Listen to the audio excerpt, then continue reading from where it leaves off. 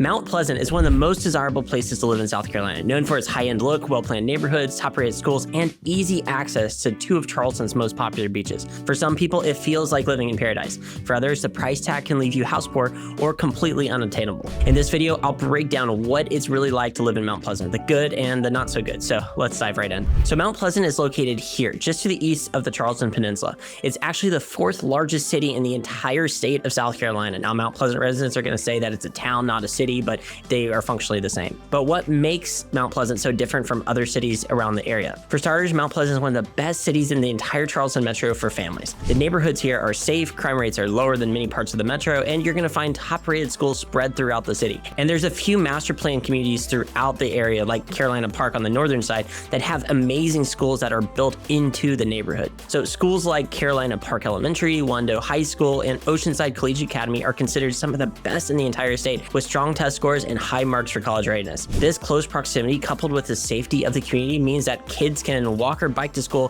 which is something that families here really value. These neighborhoods offer a ton of amenities and give families plenty to do close to home. Communities like Park West, Dunes West, and Bell Hall all feature pools, tennis courts, gyms, and playgrounds. That convenience is one of the main reasons why families are drawn to Mount Pleasant. And safety is one of Mount Pleasant's top selling points. It's consistently ranked as one of the safest cities in the Charleston area, and that reputation comes from more than just the low crime rates. The city was designed with intention. It has this clean and polished look that you really only see here and in other areas around the metro like Daniel Island. Mount Pleasant has active code enforcement that keeps litter and signage under control, and has many neighborhoods with HOAs that have strict standards to maintain that consistent and upscale appearance. I'm not going to talk about specific crime statistics, but these can be easily researched and might surprise you in a good way. Another huge pro of Mount Pleasant is how amenity rich it is. This city has just about everything you could want, all in one place. For shopping, Mount Pleasant Town Center is one of the most popular spots in the entire Charleston metro, with over 65 stores, including brands like Lululemon, Belk, Versona, and Athleta. You've also got the shops at Seaside and the Bell Hall Shopping Center,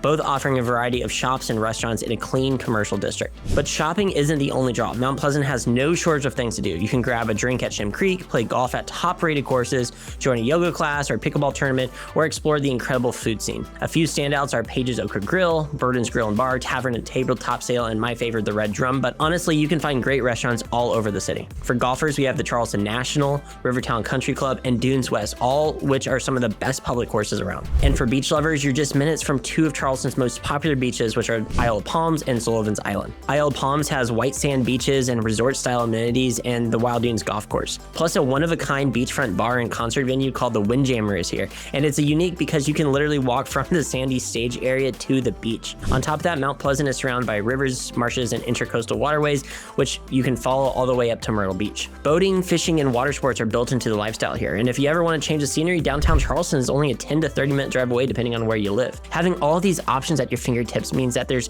always something to do when you want to do it, and it's only a short drive away. Another big pro of Mount Pleasant is what I like to call the diversity of neighborhoods. The southern side of the city developed first because it's closer to downtown Charleston and the beaches, with growth starting back in the 1800s and really taking off after World War II. That history gives Mount Pleasant a unique mix of older neighborhoods alongside modern master plan communities. What makes it stand out from other areas like West Ashley or James Island is how well these older neighborhoods have been maintained. The best example of this is Old Village, which is the oldest neighborhood in Mount Pleasant with historic homes right on Charleston Harbor.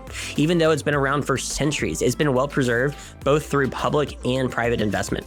You'll see a mix of historic houses and newer construction homes. You can still stop by Pitt Street Merchants, where original businesses like Pitt Street Pharmacy have been operating for nearly 100 years. On the other side of the spectrum, Mount Pleasant also has some impressive new communities in the metro. Carolina Park, Park West, and Oyster Point are just a few examples of modern neighborhoods with some of the best looking homes in the area. This blend of old and new is something you won't find in most US cities. Charleston's history gives Mount Pleasant a unique edge, and the fact that these neighborhoods are so well maintained makes living here much more appealing. I've made videos about most of these neighborhoods, so if you want to learn more, make sure you check them out. Now that we've gone over some pros, let's talk about some of the cons, and I think the most obvious here is going to be home prices. The sticker shock of Mount Pleasant will surprise many folks who want to live here, unless you're moving from a high-cost area. Mount Pleasant has an incredible location and a ton of amenities, but that comes with a hefty price tag. For the average home buyer or someone who's trying to purchase their first home, affordability is the biggest challenge. Outside of condos and townhomes, it's tough to find anything here under $500,000, but it can happen if you keep a close eye on the market. For some people starting out in Mount Pleasant, especially first-time homebuyers, this usually means buying a townhome and then using the equity you build to upgrade into a larger home down the road. Even even then, the prices are high compared to the rest of the Charleston metro. Mount Pleasant has grown a ton in the past decade and has grown into two different markets, the north and the south. As a general rule of thumb, the southern side tends to be more expensive than the northern side. As of August 2025, the median sales price for a single family home in northern Mount Pleasant was $990,000. In townhomes and condos, it was $580,000. On the southern side of the city, the median sales price for a single family home was $1.2 million, while condos and townhomes were actually cheaper, around $515,000. There's a lot of reasons for this, but I think the primary one is that the southern condos and townhomes just tend to be older with higher homeowners association fees. Higher prices also means higher property taxes, and depending on the neighborhood, you might also have HOA fees and flood insurance on top of that. The silver lining here is that there are still homes under $500,000 in Mount Pleasant, but they're likely going to be smaller, have extremely high HOA fees, or need some updates. The good news is that's where I come in. Everyone's situation is different, and my job as an agent is to find the perfect house based on your criteria, be it size, neighborhood, condition, or price. Now, another con of living in Mount Pleasant is traffic congestion. Because the city sits right on the coast, there's going to be natural choke points, and the biggest one is Highway 17. This is the main artery running north to south through Mount Pleasant, making it nearly impossible to avoid traffic since there aren't many alternative routes. The Ravenel Bridge is also part of Highway 17, and it's the primary way to get into downtown Charleston. If you work downtown, you'll be driving over the Ravenel, and that usually means dealing with traffic. If you work further north in the metro in places like North Charleston, Somerville, or Goose Creek, I-526 is the highway that connects Mount Pleasant to the rest of the metro on the north side.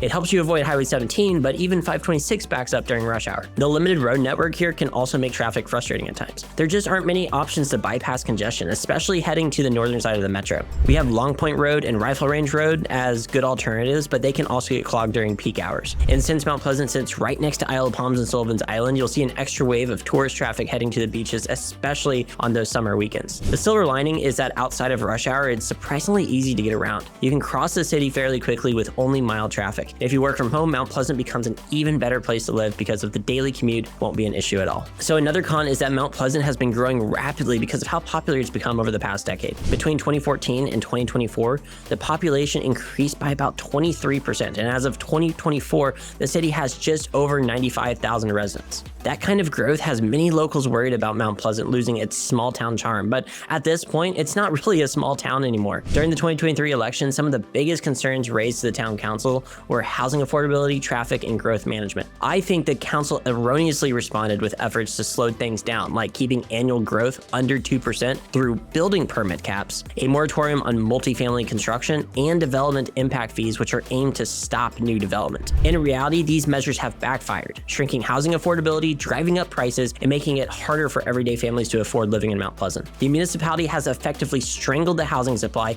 and you better believe that builders are going to pass on any extra fees to the consumer. However, the multifamily moratorium ended in February 2025, so we might expect more apartments coming on service in 2027 and beyond, but the permit cap for single-family homes is still in place. So despite its issues, Mount Pleasant is truly an amazing place to live with incredible schools, safe neighborhoods, and a ton of amenities and countless things to do. And once you're in because they're hardly building any more homes here. The close proximity of two beaches and to downtown Charleston is just the cherry on top. But higher home prices do make it difficult to move here, and luckily we can help with that. As one of the top real estate teams here in the Lowcountry, we want to earn your business and be your resource for real estate. If you have any questions about all things Charleston, don't hesitate to reach out. Thanks for watching, and I'll see you in the next video.